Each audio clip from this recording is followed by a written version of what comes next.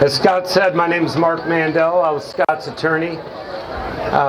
Before I begin my speech, I'd just say on a side note, growing up, my dad was a doctor and come home saving lives and stuff like that. But a lot of people out there don't have to be doctors to save lives. They can be therapists or people in AA groups. And just 2 nights ago, Scott and I were talking, and for 3 months I had a friend that had a heroin addiction and a meth addiction. And Scott and I were able to get him into Brighton Hospital, and Scott Macy saves lives. So everybody give Scott a round of applause. He's great.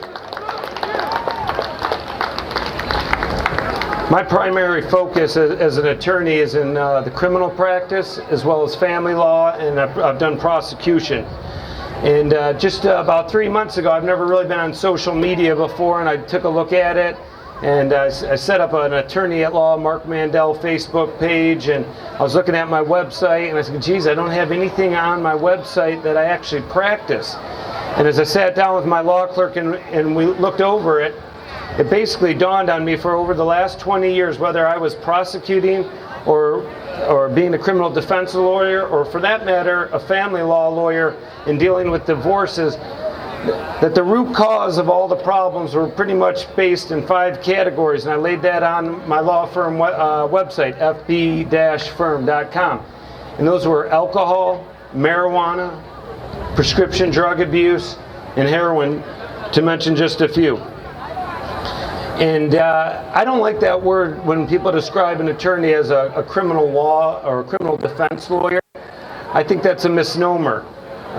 Everybody I know throughout the years that comes to my office, they're good people, but usually the root cause of that is addiction.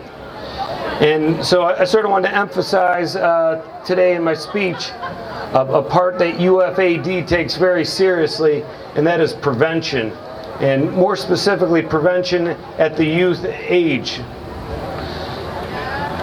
If I asked everybody to raise their hands when you started with tobacco or alcohol, or for that matter, prescription drugs, I would believe almost everybody out here would raise their hand that it probably at some time happened in high school. And I look back, I have 2 boys, and when they were in 5th grade, and I applaud DARE. DARE's an excellent program, but that's in 5th grade. And there may be a few kids out there experimenting with stuff in 5th grade, but it really hits in middle school and high school. Called a friend of mine at the middle school where my son goes. There is no educational program on the prevention of substance abuse. Called a friend of mine at the high school where I coach. I asked him, how much time do you devote towards substance abuse prevention? And he said, well, in our health class, we have 1 semester geared towards health. We have to touch 5 topics, and of those 5 topics, 1 is substance abuse. In essence, what I pulled away from that is that in high school, at the normal average public high school, we're talking about 2 weeks of substance abuse prevention. So before I came up here and was going to give a speech, I'm not really a numbers guy, but I was looking at a lot of numbers and about addiction rising. And I threw away the numbers because I think everybody out here sort of knows what the numbers are. But just a couple things. And there's that rapper that says, I'm all the way up, I'm all the way up. And I looked at the loss of production in the state of Michigan as it relates to substance abuse, in excess of $2 billion. I looked at prescription drug abuse. I'd be lecturing this crowd if I told you that it's all the way up. I looked at tobacco. Tobacco isn't like when I was a kid where maybe in the high school level somebody'd be outside of the school smoking a cigarette. The days of cigarettes are gone. Vaping is an epidemic. I had a parent come up to me about 2-3 months ago and he says, I'm a little worried about my son vaping, but I think it's all right. He tells me that they just vape so they can blow circles. I said, the only smoke he's blowing is up your butt. Vaping is a tremendous problem out there. I see it in middle school, see it in the high school, and the problem with vaping and the tobacco is the kids aren't even aware of the amount of tobacco and nicotine in the vapor. It's just growing. Heroin. I was here last year speaking Scott was kind enough to invite me, and I was telling everybody, it used to be that people would call me more or less on the drunk drivings. I said, Scott, for the last 3 or 4 years, I can't believe how many people are calling me about heroin. It is an epidemic in this state and in this country, and that's all the way up, on the rise. And it's at least good to know that when I read the paper now or I turn on the news, Fox, CNN, at least the issue is starting finally to be addressed, and I would hope that our legislators here in Lansing would do more by way of funding for prevention and education. And then there's marijuana. Again, all the way up. Used to be, I would say it this way, kids aren't smoking your parents' grass anymore. What they're really smoking is out of pens, it's wax. We don't even know what there's this whole debate about whether there's a ballot initiative about the legalization of marijuana in the state of Michigan. The problem is we don't know where the marijuana is coming from, and these kids in high school that are smoking, and I've asked around, but they're hitting it out of the vapor, they're smoking it out of a pen that could actually charge into your computer. Parents don't even know what's going on. When I look at the prescription drugs again, the kids have code words. There's Skittle parties, there's farm parties, you put all the pills in and just grab them. A lot of this is just going on, and I'm not so sure, generally speaking, how educated the parents across Michigan are as it relates to these topics that I'm touching on. So there's about 5 or 6 words that I think that are extremely important that we need to think about when dealing with substance abuse and prevention. Arrogance, ignorance, invincibility are 3 bad ones. 2 very good ones are vulnerability and humility. And I will admit, as a dad, I'm guilty.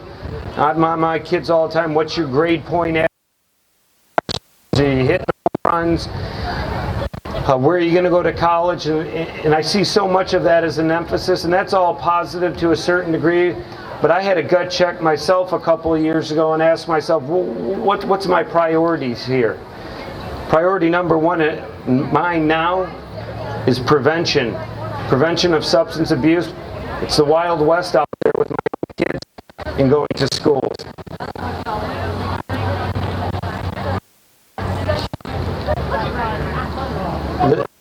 Facebook's a great social media tool, but that too is right now turned into the Wild West. Facebook, if you go on it, and I'm sure everybody's probably been on Facebook at some time today, I would describe as arrogance, ignorance, and invincibility. You see so many posts of how great my kids are, or words of perfection, like they're on elite travel, extreme travel. But you don't see any vulnerability or humility. Nobody's really talking about it. They're setting themselves up for failure on this perfect American dream of perfection, while the treaters out here and the people in recovery and myself working on the front lines are dealing with these issues on a daily basis. I often look now at Facebook as a reflection of society that is ego-driven, with an emphasis on perfection. It broke my heart just a couple weeks ago when all the kids went on spring break, and I do coach high school football. And as I was looking at, I have kids I follow on Facebook and their parents, and I'm wondering what type of message are we sending our kids when parents are posting on Facebook that they're down in Mexico or down in Florida and they're partying with their kids. And I'm looking at kids that I coached, and I'm thinking to myself, oh my God, did I look that way when I was 18 years old? Just so young, but getting hammered. But what shocked me was the ambivalence approach that the parents had to all of this. It's rampant, and again, our priorities are upside down. So my final statement is, I'm up here in Lansing. I'm a Michigan State grad. I love Mark D'Antonio. I said the same thing that when I was here last year. When D'Antonio got the job at Michigan State, he told the Michigan fans, pride comes before the fall. And as I read that quote in there, it talks about the meek, and I always thought that meek meant weak, but that's not true. Meek means humble.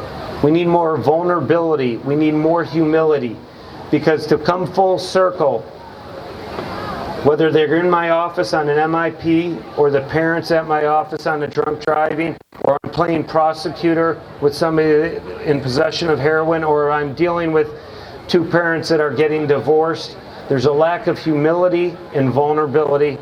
Through this organization, United to Face Addiction, and today's campaign to rally legislators to pay more attention to it, I would hope that we become more a society that emphasizes prevention to perfection. Scott Macy, I love you. Thanks for having me here. Thank you, everybody.